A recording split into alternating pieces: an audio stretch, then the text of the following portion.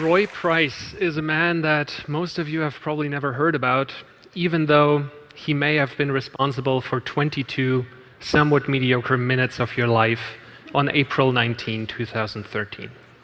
He may have also been responsible for 22 very entertaining minutes, but not very many of you.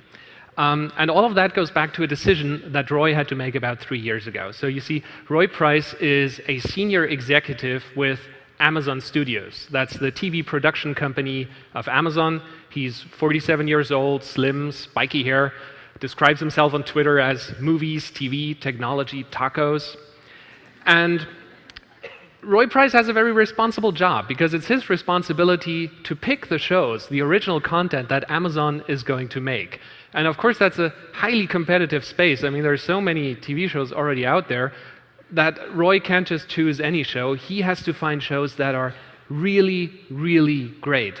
So in other words, he has to find shows that are on the very right end of this curve here. So this curve here is the rating distribution of about 2,500 TV shows on the website IMDb. And the rating goes from 1 to 10, and the height here shows you how many shows get that rating. So if your show gets a rating of 9 points or higher, that's a winner. Then you have a top 2% shows. That's shows like Breaking Bad, Game of Thrones, The Wire.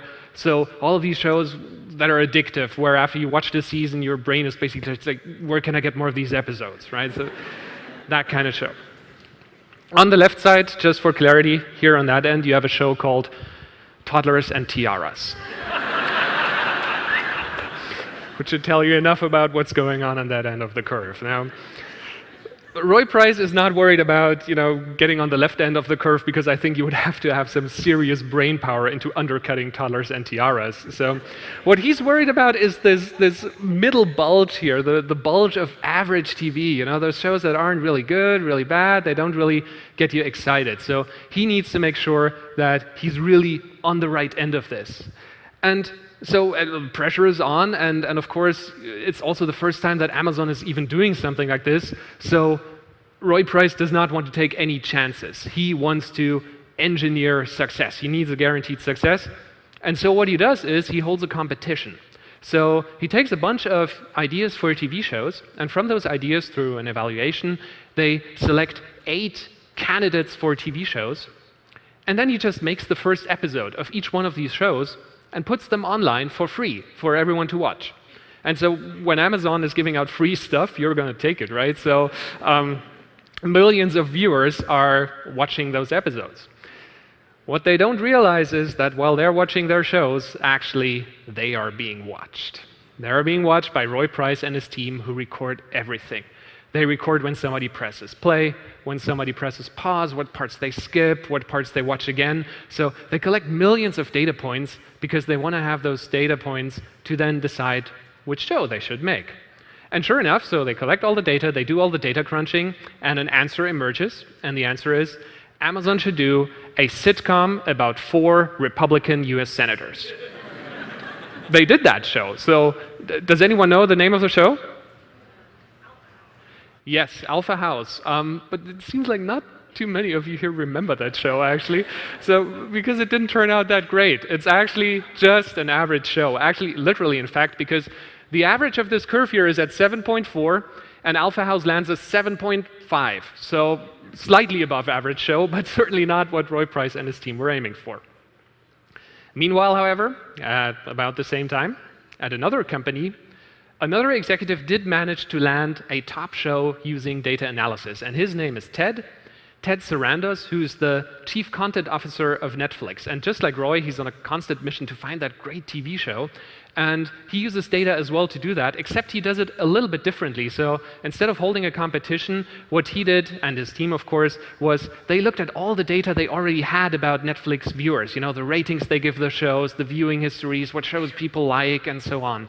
And then they use that data to discover all of these little bits and pieces about the audience, what kind of shows they like, what kind of producers, what kind of actors. And once they had all of these pieces together, they took a leap of faith, and they decided to license not a sitcom about 4 senators, but a drama series about a single senator.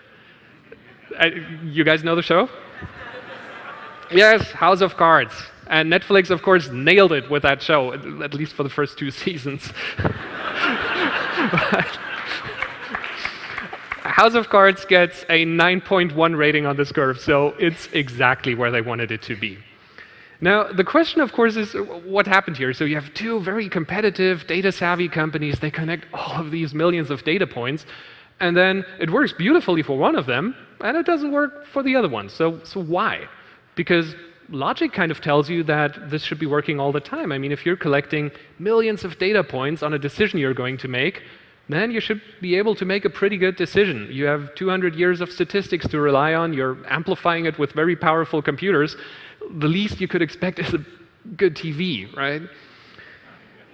And if data analysis does not work that way, then it actually gets a little scary, because we live in a time where we're turning to data more and more to make very serious decisions that go far beyond TV. Does anyone here know the company Multi-Health Systems? No one. OK, that's good, actually. OK, so Multi-Health Systems is a software company. And I hope that nobody here in this room ever comes into contact with that software. Because if you do, it means you're in prison. If someone here in the US is in prison and they apply for parole, then it's very likely that data analysis software from that company will be used in determining whether to grant that parole. So it's the same principle as Amazon and Netflix, but now instead of deciding whether a TV show is going to be good or bad, you're deciding whether a person is going to be good or bad. And as mediocre TV, 22 minutes, that can be pretty bad, but more years in prison, I guess, even worse. And unfortunately, there's actually some evidence that this data analysis, despite having lots of data, does not always produce optimum results. And that's not because a company like Multi-Health Systems doesn't know what to do with data. Even the most data-savvy companies get it wrong. Yes, even Google gets it wrong sometimes. In 2009, Google announced that they were able, with data analysis, to predict outbreaks of influenza, the nasty kind of flu, by doing data analysis on their Google searches. And it worked beautifully, and it made a big splash in the news, including the pinnacle of scientific success, a publication in the journal Nature. And it worked beautifully for year after year after year, until one year it failed. And nobody could even tell exactly why. It just didn't work that year. And of course, that again made big news, including now a retraction of a publication from the journal Nature. So even the most data-savvy companies, Amazon and Google, they sometimes get it wrong. And despite all those failures, data is moving rapidly into real-life decision-making, into the workplace, law enforcement, medicine. So we should better make sure that data is helping. Now, personally, I've seen a lot of this struggle with data myself, because I work in computational genetics, which is also a field where lots of very smart people are using unimaginable amounts of data to make pretty serious decisions, like deciding on a cancer therapy or developing a drug. And over the years, I've noticed a sort of pattern, or kind of rule, if you will, about the difference between successful decision-making with data and unsuccessful decision-making. And I find this a pattern worth sharing. And it goes something like this. So whenever you're solving a complex problem, you're doing essentially 2 things. The first one is you take that problem apart into its bits and pieces so that you can deeply analyze those bits and pieces. And then, of course, you do the second part. You put all of these bits and pieces back together again to come to your conclusion. And sometimes you have to do it over again, but it's always those 2 things, taking apart and putting back together again. And now the crucial thing is that data and data analysis is only good for the first part. Data and data analysis, no matter how powerful, can only help you taking a problem apart and understanding its pieces. It's not suited to put those pieces back together again and then to come to a conclusion. There's another tool that can do that, and we all have it, and that tool is the brain. If there's one thing a brain is good at, it's taking bits and pieces back together again, even when you have incomplete information, and coming to a good conclusion, especially if it's the brain of an expert. And that's why I believe that Netflix was so successful, because they use data and brains where they belong in the process. They use data to first understand lots of pieces about their audience that they otherwise wouldn't have been able to understand at that depth.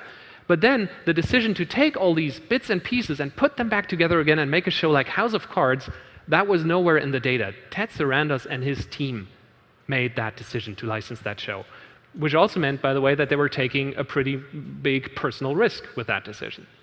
And Amazon, on the other hand, they did it the wrong way around. They used data all the way to drive their decision-making. First, when they held their competition of TV ideas, then when they selected Alpha House to make as a show.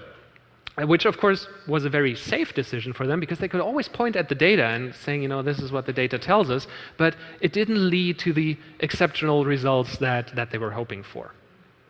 So data is, of course, a massively useful tool to make better decisions, but I believe that things go wrong when data is starting to drive those decisions. No matter how powerful, data is just a tool. And to keep that in mind, I find this device here quite useful. Many of you will. Before there was data, this was the decision-making device to use. Many of you will know this. So this toy here is called a Magic 8-Ball, and it's really amazing, because if you have a decision to make, a yes or no question, all you have to do is you shake the ball, and then you get an answer, most likely, right here in this window in real time. I'll have it out later for tech demos. Now, the thing is, of course, I mean, so I've made some decisions in my life where in hindsight, I should have just listened to the ball. But, you know, of course, if you have the data available, you want to replace this with something much more sophisticated, like data analysis, to come to a better decision. But that does not change the basic setup. So the ball may get smarter and smarter and smarter, but I believe it's still on us to make the decisions if we want to achieve something extraordinary on the right end of the curve. And I find that a very encouraging message, in fact, that even in the face of huge amounts of data, it still pays off to make decisions, to be an expert in what you're doing and take risks. Because in the end, it's not data, it's risks that will land you on the right end of the curve. Thank you.